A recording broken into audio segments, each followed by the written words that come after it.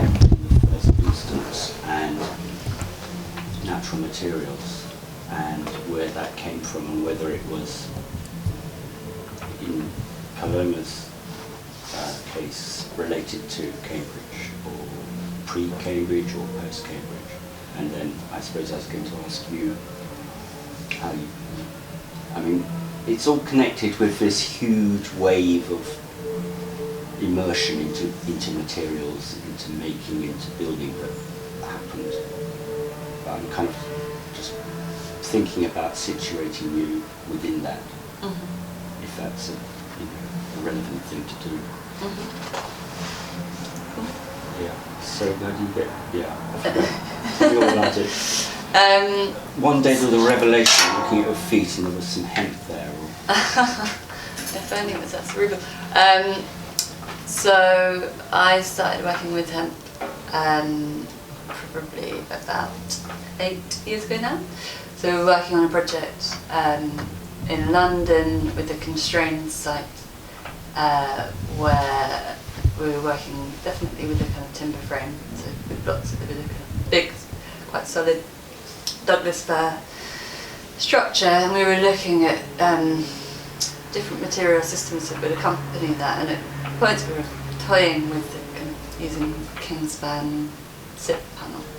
How long had you been out of uni by then, or out of your course? 4 years. So you were quite kind of, you were already well established and had been working for quite a bit of time. It wasn't like you came out of university and you wanted to get into natural materials and you went. Well, I guess that had happened a bit. So we established practice architecture straight, well, actually while I was at Cambridge. So my final year of university, I was studying but also designing this cafe for a car park in Peckham. Yeah.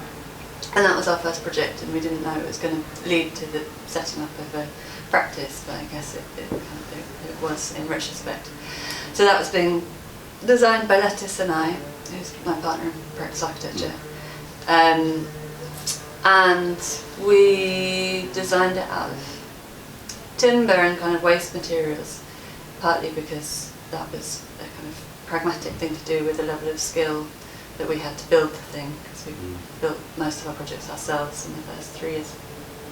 And partly because they were readily available, so there was kind of a pragmatism, but I guess also a kind of, I guess thinking ecologically and sustainably was something that we took for granted and didn't really develop didn't really start to articulate or develop a kind of thesis around until quite a few years later.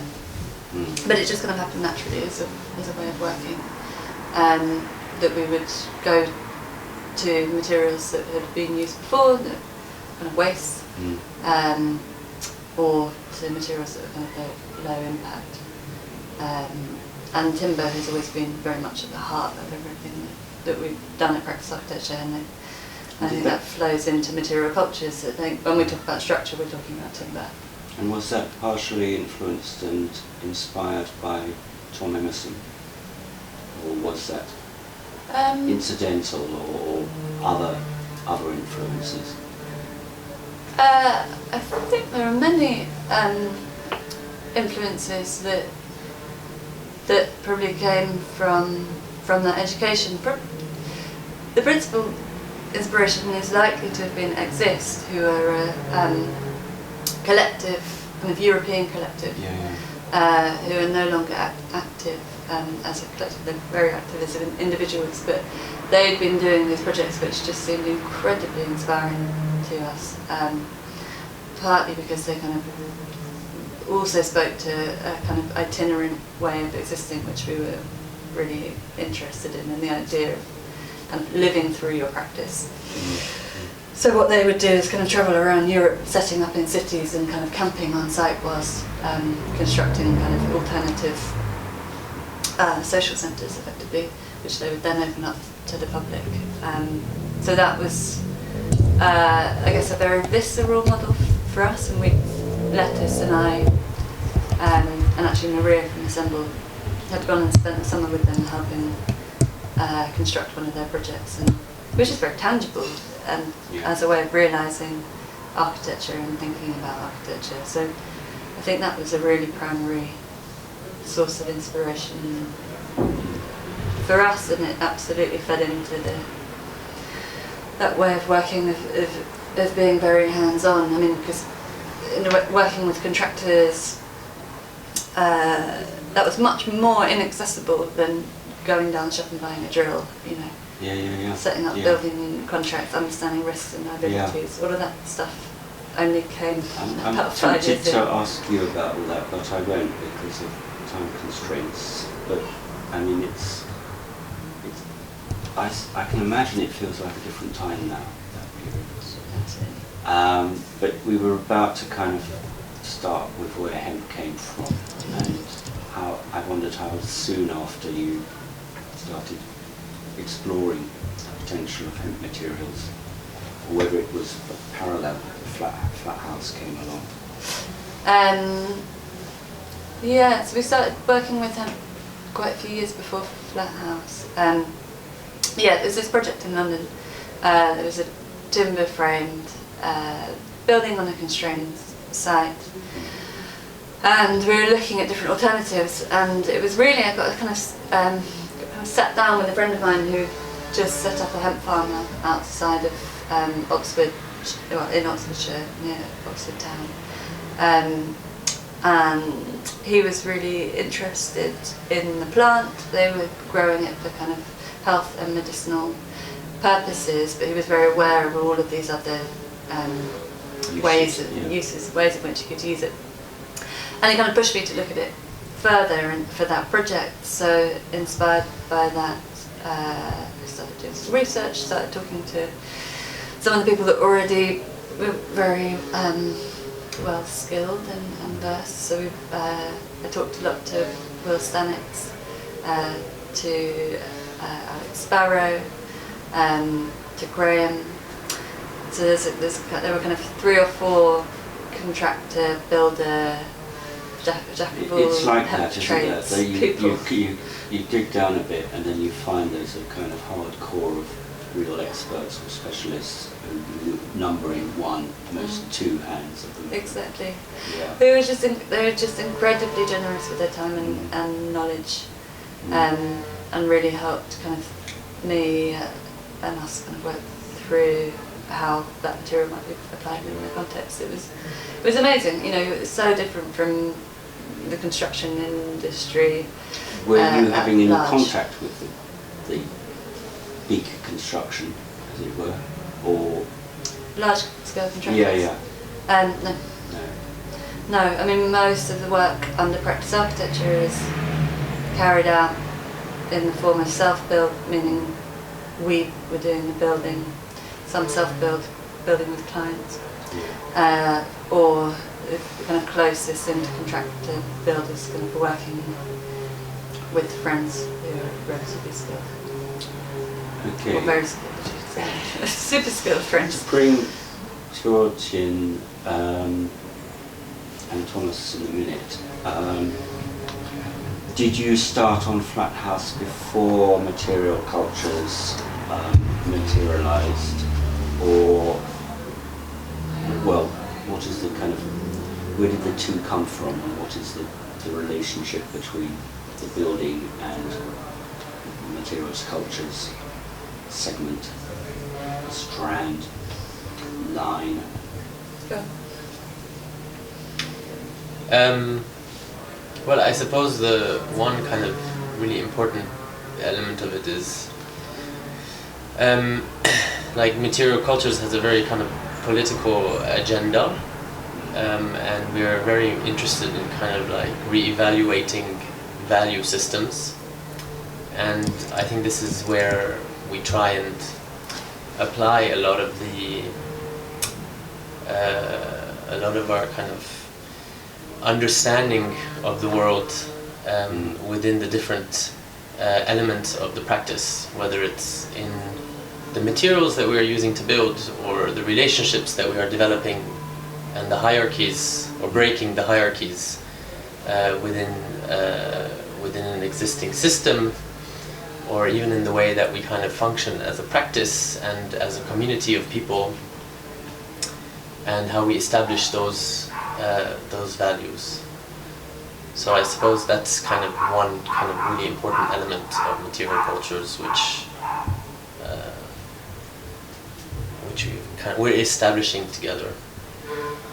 And in relation to Flat House, was Flat House as a project already on its way when you started looking at establishing material cultures? It isn't as it were, a child of Flat House? Or It is essentially a child of it is, Flat House. So right. during design, sorry, not entirely in any sense, but the kind of agenda emerged in line with that project, and I guess this blending of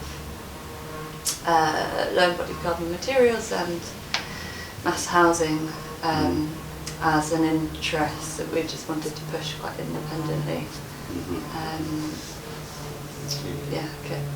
I guess was kind of born in part out of that project. How did you meet, is it Steve Barron? And how did that come to get started? And were you researching, and do you know if there are a lot of hemp farms or hemp companies? And Thomas, your project is, your Flat House is in Norfolk or Suffolk? Or Cambridgeshire. And we haven't yet done a Google search of how many miles it is from Thomas's, but and whether halfway between there is a kind of silent third project which we don't know about yet. But yours is in Norfolk. And does this sound familiar to you? And also this, when George talked about the politics of governance structure. Yeah, and whether you, having done this in the 90s, whether it feels like a bit like a rerun or a variation on areas which have already been explored, but which are new to a younger generation, or does it feel new to you? It's definitely, also when I remember when we started in Germany with the hemp side of things in the end of the 90s, this was already at some point quite a group of people who were not young anymore. They were quite established kind of builders, engineers and what have you. It was in my case that I was introduced into the hemp side of things through someone who is working for Arthur Andersen. This was one of the big accountant firms, and he had in Berlin someone who just set up 3 factories, one in north of Berlin, one in Poland and one in Romania. And he needed someone to help him with the organization of that and get more funds. It sounds like it's another iteration in this sort of way. Maybe not another iteration in Britain, but it's.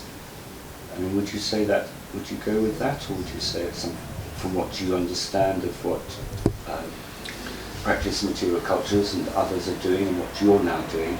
Or it's something different? I think it's. I think we learned all that these big setups are not necessary anymore. That you have to build a huge factory with a machine which runs 24/7 to have a kind of efficiency gain, kind of war production thinking. I think we are somehow, what we learned is that we have to be able to have a local setup which can provide for a project. No? So, for instance, for this project here in Lewis, you would engage with the farming community around and make a pre-purchase of so many tons of hemp, and then you process this on site, and all these things are developed now. Also my feeling is that it's much more agile, and not this thinking. Monolithic. Yeah, it's not so monolithic anymore that you need a big production line and then send it all over the place. No? It's more about get it locally, most efficient done, and it's anyway cheaper because you don't have to ship it around. No? Yeah. And with regard to, I was asking you about how you met Steve Barron, how that got started, and whether you know of quite a few places which are growing hemp. Can you say something about that, and whether how Thomas has articulated how he sees production now is pretty much in line with what Steve was thinking, what you've been thinking, and how it's been realised, I guess? It's really exciting to hear. That, because I guess it's a hunch and an intention of ours to be able to be a bit more nimble and kind of lightweight. I met Steve because he's a filmmaker by trade, and became very interested in hemp and wanted to do something as a project to kind of essentially in honour of his grandchildren. And he got talking to the same hemp farmer friend of mine. The one in Oxford? Or the one in Oxford, yeah. Who's that? He's called Joe McGann. And their organisation is called Hempin. So they got talking, Steve got in touch with him, and they began to kind of think up ideas for what Steve's project could be, and then kind of wrote me into that. And Steve essentially established a hemp farm from scratch, and grew a crop of hemp and harvested it, and that first harvest was this experimental kind of flat house. Remind me what the amounts were of hemp that went? He grew 30 acres, I think probably about half of that is what we use for the house. The one issue with the small scale production is the processing. So at the moment you've got kind of two ends of the scale in terms of processing. So there's a machine that you need that's called a decorticator, and if you want a kind of industrial scale decorticator, it's £1 million. At the kind of other end of the scale, you can get a machine for a few £1,000s, but there's nothing really in the middle at the moment. So that's a bit of a barrier. But is that something which would fall within the ambit of material cultures, or as it were, technological cultures, to develop that middle space technology, or is that not really the focus? I mean, I know the focus is on the actual materials, but could it? I guess our encompass focus that? is materials in that application, rather than the kind of raw production and focusing. But I think we will, where useful, probably have a role in the kind of enabling of those relationships. So the idea is that kind of through developing architectural models and the specification of those architectural models with new products like hempcrete, you can help basically create the demand that enables the industry to kind of be developed with the security of knowing that there's a market. It's kind of that simple. But just in this kind of, the UK industry has not been able to get past this kind of catch-22, that cycle of that demand and response cycle. So just to finish off, maybe, because time is limited, could you say, maybe both of you say something about how you see what you're going to be doing here in Lewis, and the ambition for as it were, flying factory or a mobile factory here. How advanced is this, and can you kind of paint a picture of how you think it will work? No, I think you should go for that. You do the first part. You do the first part. I think Paloma can go ahead. So the intention at the Phoenix and in the project that we're doing here in Lewis is very much to, as you were describing, Thomas, Yes. good.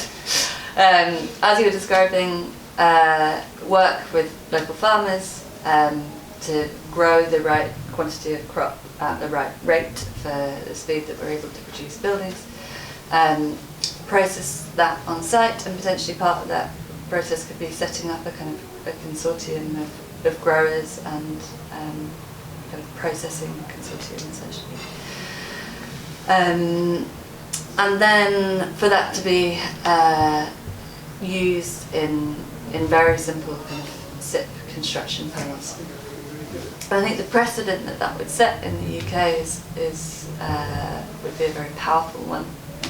There's only been a kind of few projects in the UK that have been more than kind of one or two kind of one-off houses.